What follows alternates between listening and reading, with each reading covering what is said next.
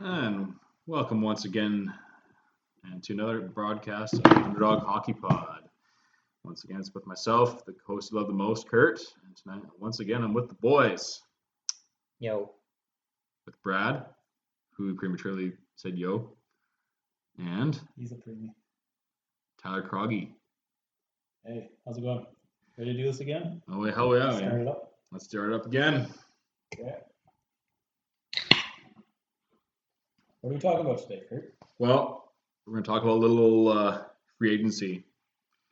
That is a pretty hot topic right now with the whole free agent frenzy right now. A lot of UFAs come up in July 1st, but some teams are just willing to pull the trigger in advance. And there's been a lot of small signings, like we saw Jordan Nolan get an extension with the Blues for like 1 year, like a 2-way contract, so he's still playing the minors with San Antonio.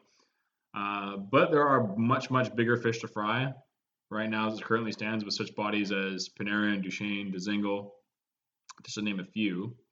Oh, Joe Pavelski is actually a big one. He actually is a massive one. You know, it's funny for me, like, I guess he's one of the kind of guys, like, the Father Time's kind of caught with him a little bit. Like, I didn't realize dude's like 34 already. Like, He's getting old really fast. He has gotten old pretty fast, and he's dealt with a lot of dismal years in San Jose. And I kind of do raise the question of, do you think he wants to do another term there, or do you think he wants to maybe explore the market? I think he's already going to be meeting with TV. Chicago's interested. But I really wouldn't blame him. I don't know what he'd get from them that he can't get from San I Jose. think. Do I see them bucking up and give him 3 years? That's why he doesn't want. He's looking out because they don't want to give him term. I don't know, even money wise, I don't know that San Jose can afford to bring him back now that they've given Carlson 11.5 per season for the next 8 years, which is not. Massive That is not contract. smart money. That was a lot of money for. Croggy once brought up that he did play injured in the playoffs there, and he still put up some decent points, but you could tell that the wheels were falling off. What you want to make a Vegas bet? You get like a 1 to 100. You get 10 or like 1,000 to 1 chance he plays 82 games that year. They're really banking on that surgery that he had resetting his groin. Yeah, Doug Wilson probably had very in-depth talks with the surgeon, being like, "Listen, give me 3 straight here, doc. What are we looking at for next few years? Is this going to be gone, one and done, or is this going to come back?" Yeah. Overall, I mean, that was a big investment to get into, and I mean, Pavelski's been a pretty good soldier for the most part. They even made him captain when they stripped the hierarchy of Marlowe and Thornton of a lot of the major leading roles within the team. But for Joe to really go back, though, I don't know would you really want to deal with that history of choking in the playoffs? Well, I think it's probably in his head. It hasn't worked. He's been there his whole career. He's not getting any younger. But I'm saying that's what I'm saying. I've been here my entire career. This hasn't worked. Maybe I should change it up a little bit. And the thing is too is that the old boy has gotten a lot of money. Is money really an issue for him anymore? Well, it's not money at the time. So because he knows it's probably his last contract. Last big contract for sure. I mean, some of the teams that were apparently listed out according to NHL.com were the Wild, the Panthers, Rangers, Islanders, Flyers, Devils, Hurricanes, and Blues, and Predators. You could say that, but in terms of suspect teams that I would really think of, I think Tampa Bay would be kind of a team of interest. Can Tampa offer him anything? Are they going to offer him term? Probably not. They can give a 1 year, $3 million contract. He's a competitive guy. He plays to win. That's what I'm saying.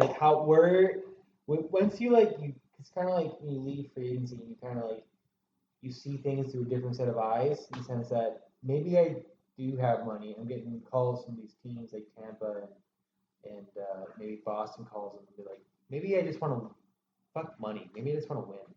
Yeah. I can retire in San Jose for a 1 year deal next year or something. He's gonna get his money. He's gonna get his money. He's got money. He's got his money. But where does he want to win? Does he want his money and kind of a chance to win? Because he can't have both. He can't have money, term, and chance to win. It's not gonna work. There's three routes you can go down. Yeah. Either it's all about the money and get a massive contract, but you'll probably play for Arizona or some shitty team.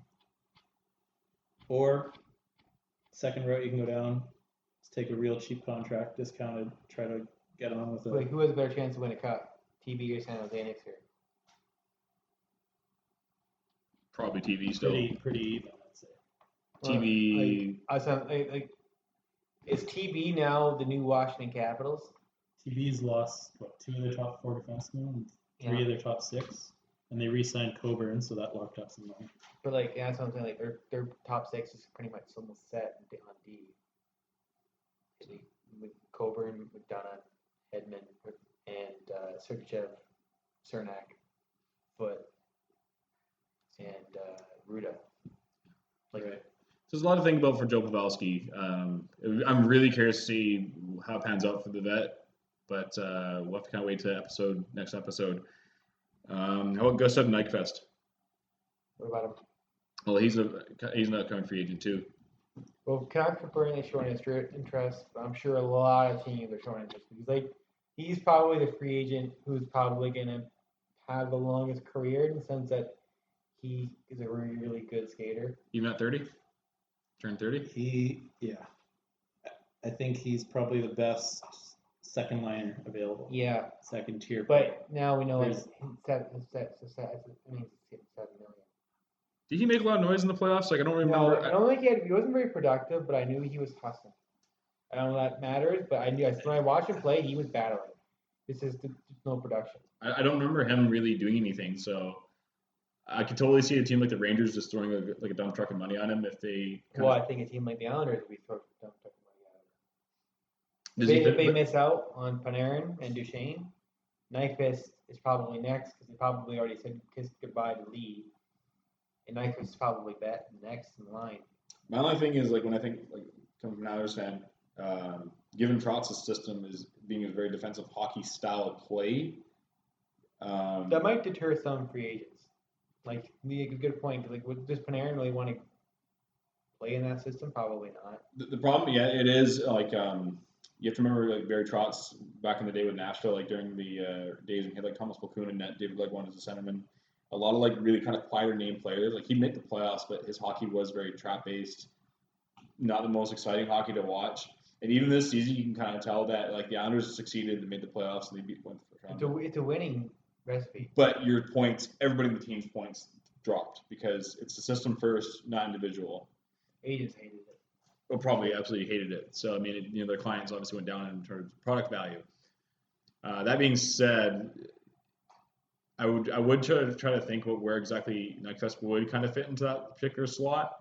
But I think a lot of teams will try to gun for him once they run out of options with Panarin. I think like you said, it's 1-2 Duchesne. It just seems like his path is just right to Nashville.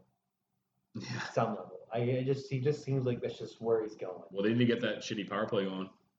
Well, they're shipping out $9 million to give $9 million to Duchesne. They're just going to even it out. They got to move out more money. Now, Panarin, Rangers, Islanders, Florida, take your pick. So those two guys are off the board. Next is probably Nyquist, Lee, Pavelski. I'm not sure if you want to put him in the same category. He's kind of at his own candidate. Yeah, he's off on his own separate branch. Yeah, I don't see him ever. I don't think Islanders would really reach out to him because he doesn't really fit into the building blocks that they're really looking for. Well, no, I'm not saying strictly Islanders. I'm just saying ranking of forwards because it's going to go dominoes. Panarin's going to go Duchesne. Who's next? Nyquist, Lee. Then who next? And then you just keep going down. You don't want $7.5 million previously Jason Spezza? No. Spezza would be a July 4th signing. Derek Brassard's a third tier type guy. He's a guy I'd give a 1-year deal to. Yeah. My third line center. Marjo. Is that the nickname for him? Marcus Johansson? He's probably in that tier right under Nyquist. That's funny. No, everyone's personal favorite. Actually, I'd like to touch upon a good character guy. Had a actually decent year combined with Philly and Nashville. Good guy to play on the ice, cracks and bang, but his wheels have kind of fallen off a little bit here. He just won the Mark Messier Leadership Award. Wayne Simmons. I think he goes to who needs size. He probably wants to win. Every team needs size. Well, surprised enough, Pittsburgh actually is coming up on a lot of lists. Pittsburgh, Winnipeg, Avalanche, Senators, and the Blues. He would sort of fit The in Blues with have no space at forward. no. They got everybody signed for next year, They're pretty much bringing their Texas out. unless they want to make a trade, but they pretty much have the same roster. You know, Wayne's a good guy. I always kind of thought it was kind of a shame he almost didn't stay with the Kings when they won the cup, but he was also part of that trade because he really did fit that style of crash and bang, get to the corners, get the puck in deep, hit, cause turnovers, and score, right? Yeah, both those guys, him and Shen. Shen got his cup, so that's sinister. Yeah, exactly. But yeah, no, I don't know. It'll be very interesting to see what he gets because I personally have no idea what to expect out of him. It depends. Simmons. Yeah. He's He's he had the worst probably season of his career. It's coming up. That's the worst time to become a UFA. Was it? It's the worst. Are you sure? I think so. What was his total points? Oh, it was terrible. He won goal last 30 He did games. nothing after. Oh, no, that was in going. Nashville. Yeah, so that brings down his entire. He had 2 points per assists. game. I know he had 2 assists in the playoffs, which meant nothing because they got eliminated in the first round and they were a division winning champions. He There's a couple guys on this list that are like on their own little island. Pavelski, Thornton, and Williams. well, Thornton's only going back to San Jose. Yeah. Williams, I don't know what to think about that one. Yeah, he'll probably go back to Carolina. I think it's Carolina or nowhere or Carolina retirement. I don't know. I don't know. He's it's not like he's married to any one team. He's played on like 5 teams. And he's won almost everywhere Yeah. He doesn't really. except Washington. If he wants, it's a question of whether, because he's an older guy, he's got like a young family, so it's a question of whether he wants to. Yeah, is he want to move again? Is he want to turn his retirement, or does that playoff run kind of be like, fuck, I want to win one more time? Do I want to go to like a TB and win or something? Oh, I got 3 cups. I need more. Well, once you get it, it's just like a drug. You want more of it. Yeah. So like, I wonder if he wants one more kick at the can. I don't know what he wants to do. He is a pretty solid player to have in the lineup, and obviously you want him as a good veteran presence. I'm pretty sure he's getting calls right now. I'm sure a lot of teams want him. Yeah, they probably want to have. Dzingle's a tough one. I think Dzingle's a little overrated. He did not play well at all in Columbus. The regular season, he only had 4 Genos in 21 Dzingel? games. Yeah, he's another one of those guys. I think 1 goal in 9 games. in he playoffs. was one of the best players on a terrible team, Yeah, he's buyer beware for me. and those are very risky because if 5 times 5, do you sign Ryan Dzingel? no, not at all. That's what he's probably going to come in at. Yeah, well, I'm not going to be the one signing for that contract. Maybe the Islanders or somebody might be. 5 times 5, he'll get something because like if Hayes is 7, he's center. Now it's gonna be weird because like Everly kind of brought the market down, Yeah. then Hayes brought it back up. Like 5.5 for Everly is a very fair deal. Like that's incomparable for me for like guys like I think the one that just came down like moments ago, the Carlson signing Clayton, officially. RFA though. I know, but he's a year away from UFA. Yeah. So they're buying up 7 UFA years of his. And he's signed. He's a very reasonable 5.9 cap hit over that. So That 1 year show me deal really helped them, didn't it? helped them. Yeah, Yeah. They would have had to pay him like 8-9 mil last season. How about a body like Matt Zuccarello? He's getting a lot of calls apparently. He's in a lot. I'm sure he's a popular guy at the dance right now. I like Zuccarello. I think I'm second line right winger, but like he's 31 though. What about your So he's- Vancouver Canucks? Do you think they'd try to grab him? I don't think he's interested in coming to Canada. I think he's going to play in the States somewhere. Now, a guy He's not going back to Dallas though. No, it doesn't sound like it. They said that, well, that was another thing with well, actually, to briefly digress the topic, David Pulley said he wasn't going to bring back Boyle, Zach Ronaldo, and Wayne Simmons. So a lot of the grind guys and Cody McLeod. So people that they really were the kind of the grind specialists that kind of turned into a bit of a failed project, and now they're all shipped off. Brett Connolly. Old guys that We haven't can't talked move. about Brett Connolly yet. He's an interesting cat. Brett Connolly. Yeah, He had 22 goals and 46 points breakout season last. and 13 minutes of ice time. He's on average. 27? Yeah. So he's a right winger, right-handed shot.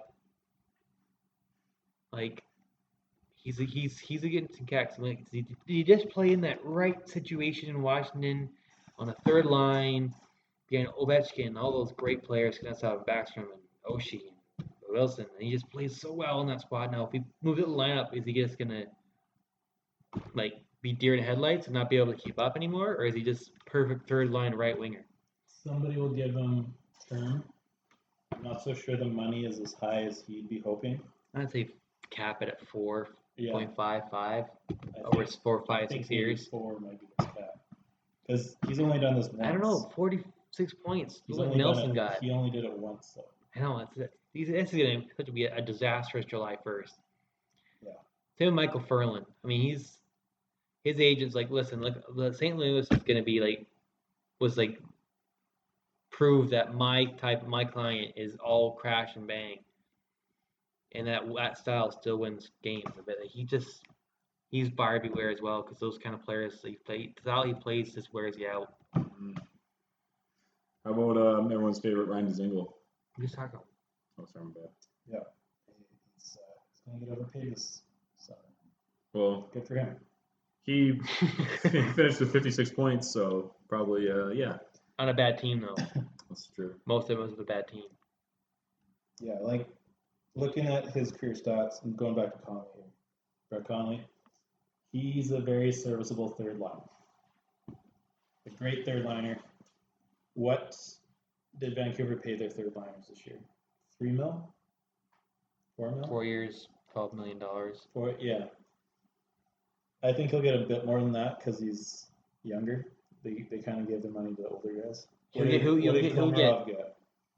Komarov, oh. 3.5. 4.5? No, I think it 3.5. was more closer to 4.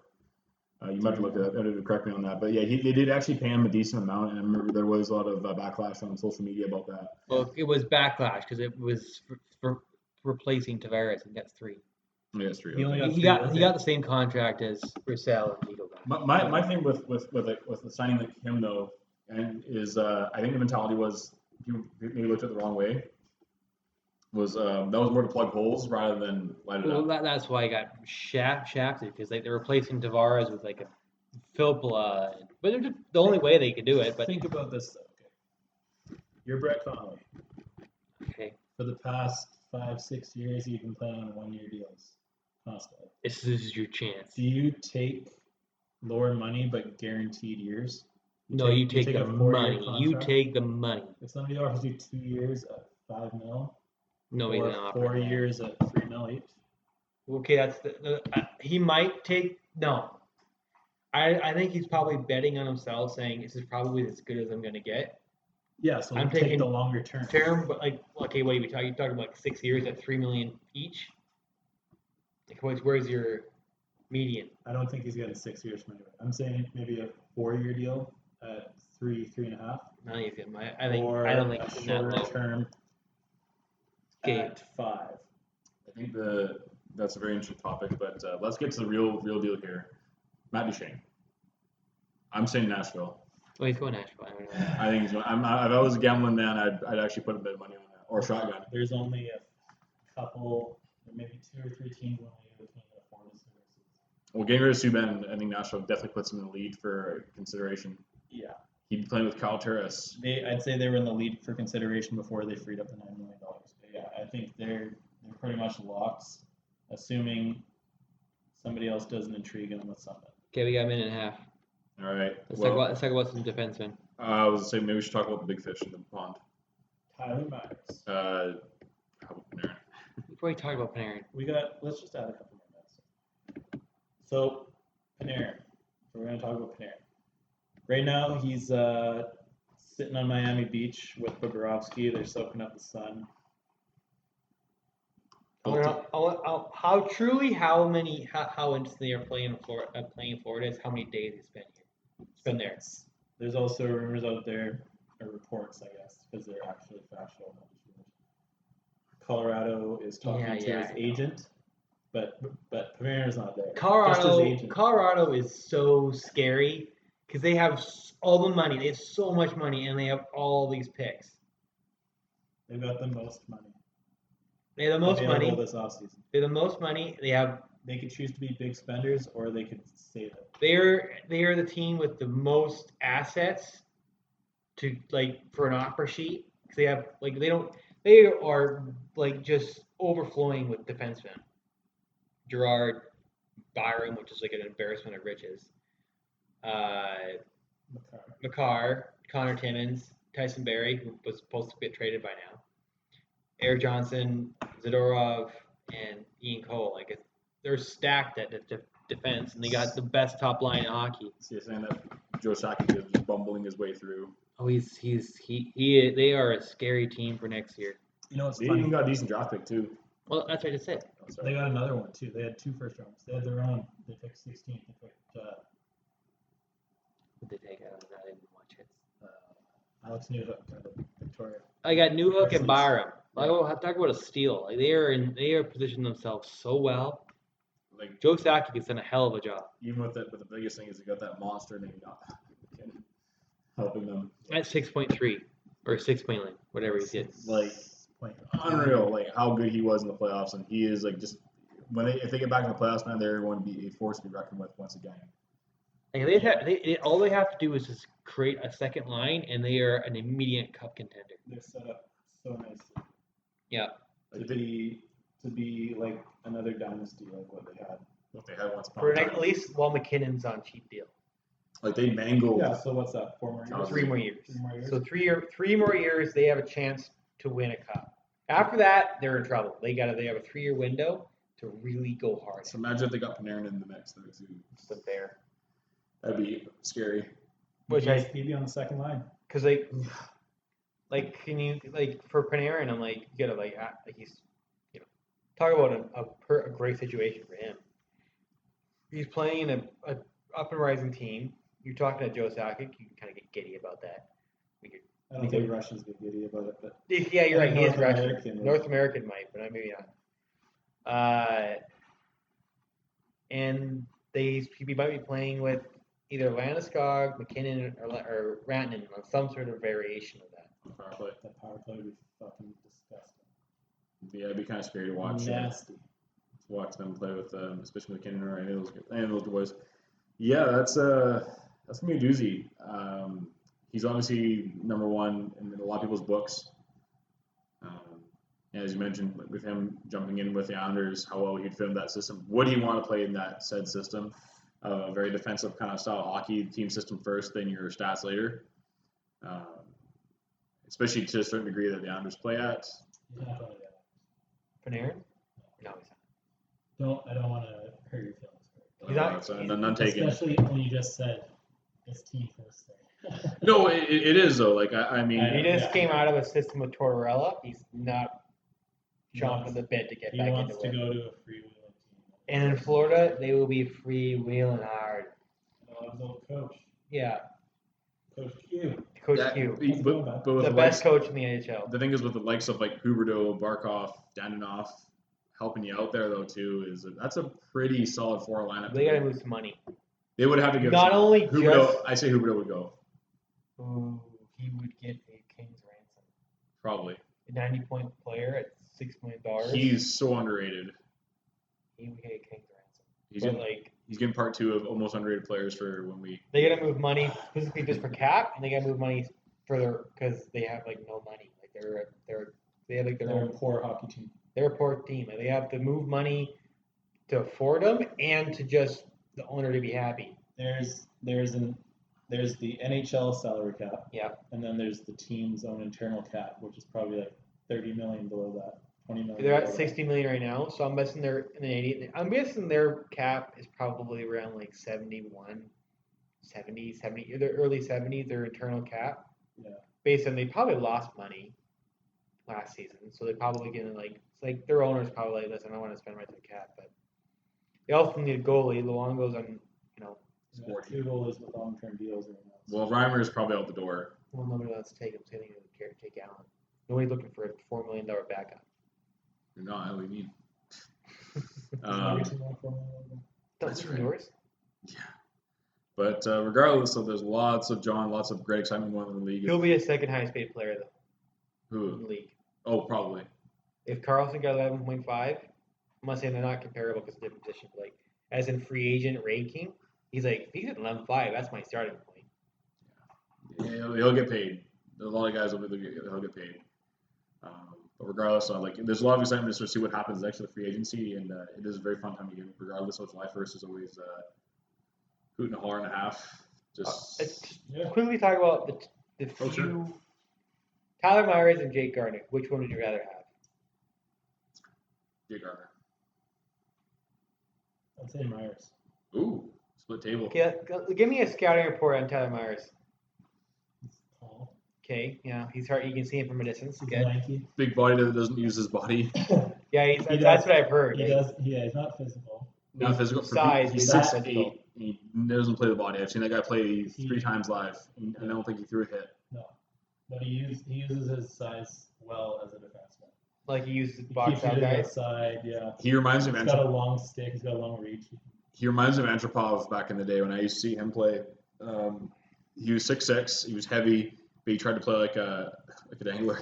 He moves pretty well for a big guy. He does. He's a skater. You don't hear much about a And- shot. Yeah, he's not. He's sneaky. He knows when to pinch and he knows when to come down the wall. Yeah. And he scored a few nice goals just pinching and taking the Smart puck low reads. and going to the net. Because he's big and he's got reach. Like the same reason why he's a good defender, he's good in the O-zone because he can keep the pucks away from guys. But yeah, I think the not being physical actually works to his advantage because his body won't break down as quickly. I think it kind of works at the disadvantage though, because it's almost kind of weird. It's like, dude, you can't fucking teach size. Like, throw Yeah. the body once in a while. But Like, if a 30-year-old 6'8" guy that hits everything is going to break down a lot quicker. well, Big Z's a big physical body, and he's 6'9", and he's played into his 40s. He's a horrible comparable. Okay. He Well, is such a unique cat. You can't compare anybody to Big Big Z. Not even other big defense. But the rumor on the Twitter meal is that Myers is looking for $8 million. Yeah. That's I heard, egregious. I heard on the drive-in that it's 7 times that. oof. Like $50 million. I'm like, oh man, that's a lot for a guy. So the second Edler got 6, everybody else's price went up. Well, say Well, I thought that was a pretty fair deal because of the term, but like money, yeah. from a People Calder don't Trophy. look at term, they look at Your boy is a former Calder Trophy winner. He won the Calder. That was Last defenseman to do that though too. Yeah. Yeah, it's been a while. defenseman probably shouldn't win. the Well, Calder. Gardner. What's your thought? Well, actually, you didn't weigh in your thoughts there. But what was your choice? I would take like everybody's, all the fans have Gardner's horrific Game 7s burned to their memory. That's your.